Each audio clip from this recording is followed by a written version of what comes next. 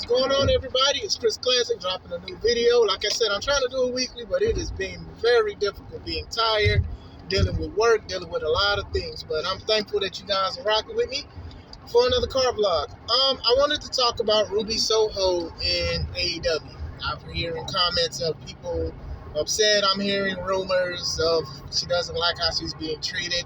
Some people feel like she should be champion. Some people feel like she should be better. So I want to talk to you guys about that. You guys have to understand that everybody cannot win. And just because they were mistreated or you feel like they were mistreated at a previous company, it does not mean that they are entitled to a push or a title in another company. At the end of the day, it is still a business. And then she was winning a lot of her matches when she debuted, and she won a championship opportunity when she wrestled at All Out. So it was like, okay, cool. It's going to be Britt Baker versus Ruby Soho. The match was good. It was pretty good. I thought it was personally better than Ronda and Ruby Soho, formerly known as Ruby. But I thought it was better because, it was just trying to just sweep that under the rug and try to just push how dominant Ronda Rousey is. But it was a very good match. And then she went against Jade Cargill in the finals for the TBS Women's Championship, and she lost. And, a lot of people were upset and they felt like Ruby should have won it, or she's being de-pushed or she's being squashed. You have to calm down with that. Just because somebody loses, it does not mean that they're being squashed or de-pushed or they're being punished. It's a part of wrestling. Someone has to lose. Some people lose more often than the others. That does not mean that they're not having a good time. You have people who have lost more than they've won, and they've had the best time of their life. Some just want to go out and wrestle. Some want to be in storylines, some don't. So it's okay. I think she'll be fine. If she personally feels like she's not being pushed a certain way, then, that's on her because she signed a contract. It's a part of wrestling. I don't think that personally, but I don't know her, so I'm not going to talk about it outside of past what I'm saying. It's just a part of wrestling. Losing is a part. Winning, just because someone wins does not mean that they're getting a push. As a person who watches AEW Dark weekly, you have a lot of people who win there and then lose on Dynamite. It does not mean that they're guaranteed a push. Now, they've done things with storylines and squirrel things here and there, but that does not mean that. It's just part of wrestling sometimes.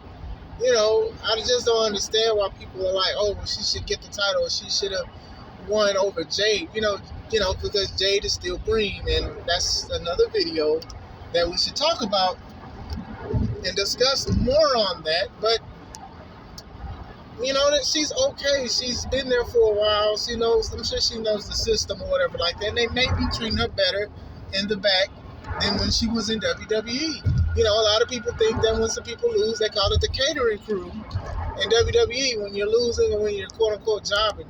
But sometimes wins and losses happen. So I just don't understand why so many people don't understand that. And I know a lot of people in their mind, they want to be a GM or they want to run a company. If I ran a company, I would do this. And, I run my own, but I'm not saying I know everything 100%. But from the outside looking in, when I was wrestling, when I first started, a lot of my matches, I was losing. Does not mean that I was de-pushed. I was still learning, and then there was also storylines that were involved. It's okay. Did you enjoy the match? And a bad finish could mess it up. And sometimes your favorite wrestler losing or somebody that you hate winning could ruin it for you. But what did you see? What did you get out of it? Ruby is fine. She's doing good. You want to see her win, you can watch her on Dark. And she's winning some of her matches in Dynamite. People still love her. A lot of people are saying don't push her, she sucks or nothing like that. Everybody likes her and everybody respects her. So it's just like, just because she's not winning a lot, or matter of fact, I don't even want to say she's not winning a lot. Just because she's not winning a title right now, this does not mean she's not going to get a title in the future. Are we more in tune with people who we thought was mistreated in the previous company, aka WWE or other companies?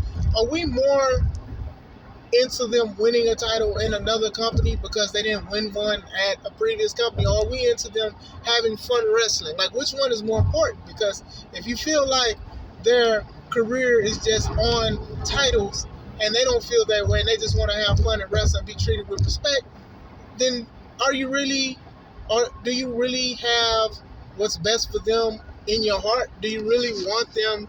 Do you have their best interest? I'm sorry, it took me a while to think of that word. Do you really have their best interest when you're actually trying to put, oh, well, if they win a title here, they're better here, or if they don't win a title here, then, they don't need to wrestle? Like, that's the thing. And that's another thing about fans or even watchers or observers of wrestling, is that we'll sit here and be like, okay, well, they should be pushed to the moon because of A, B, C, D. And don't get me wrong, I do this myself. I don't want you guys to exclude me on that. But I'm not going to say, okay, if they lose, then they just wasted their time going to another company wrestling on televised action sports. You know what I'm saying? I don't know why I'm tongue twisted today. But that does not mean that they're not having fun. My thing is this, and I've told many people, I love wrestling. Wrestling is so fun to me. If I'm not having fun in it, I'm not wrestling no more. What's the point? I'm just, and it is a drug for many people. It is an addiction for people because the world is a nasty place sometimes, and I just thank God that I found God, and God was within me in Christ and everything like that, that I could pray and I could do things and I can wrestle, and I'm thankful for the opportunity for that. Some people, it's harder for other people.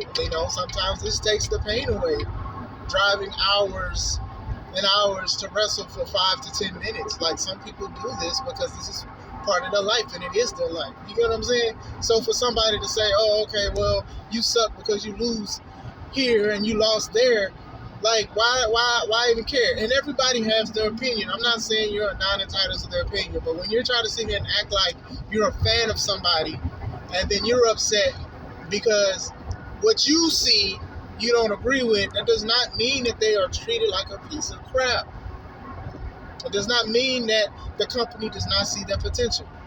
That's with both companies. And with WWE, they are crappy for letting them go a lot of people at one time because they thought AEW was just going to be bigger than what it was. And they still have time to grow. AEW is what I'm meaning. They are wrong for that. But some wrestlers found peace in other companies. They found it. They found success in other companies. They're pushed in other companies. And some aren't. Some are putting people over. And that's the main thing I've said. That's the thing what TNA did wrong. Was TNA was booking a lot of ex-WWE guys. And I'm assuming in their contract, they were going to win the title. So they were beating their homegrown talent. Now, Brent is an independent, was in the independents first, obviously. A lot of them were. But she's considered a homegrown. Hell, even a pillar. So her winning against Ruby Soho, I had no problem with. Because Ruby was in a previous company that's considered the number one. So if you're in the number one company, most people assume you are the number one wrestler, or you're some of the best and you're some of the elite. Haha, see what I did there? So she beat him. And a lot of other homegrown talent have beat Ruby. That's okay. That doesn't devalue Ruby. That kind of puts people on the map, and it makes new fans of these other wrestlers. Because if you were a fan of Ruby Riott, you probably heard that she was going to be Ruby Soho in AEW. But you also want people to see her and then see other people. You make new fans. That's what you do. You try to make new fans and stuff like that. Some wrestlers from other companies may have an undefeated streak and may win a title and stuff like that off of who they are alone. But they're okay. Adam Page and Bryan Danielson, right? Stellar match. Page went over. It didn't hurt Daniel Bryan. And I'm not saying that these two wrestlers are on the same level or anything like that, but it didn't hurt him at the end of the day. People still love Bryan Danielson. People still love Ruby Soho. So that's all I'm saying. It's just like, man, if you want to bet what's best for them, support them. Buy their merch. Buy their merch. If they're in town, go see them. Talk to them if they have Twitter or social media. Like, that's cool. But, just valuing them off of wins and losses from a predetermined sport is a problem.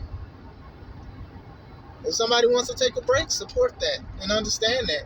But then also trying to tell them that they can't wrestle because they lost, that's just disrespectful. That's all I wanted to talk about. That's the post. You guys have a great day. This is Chris Classic, and let's take it home.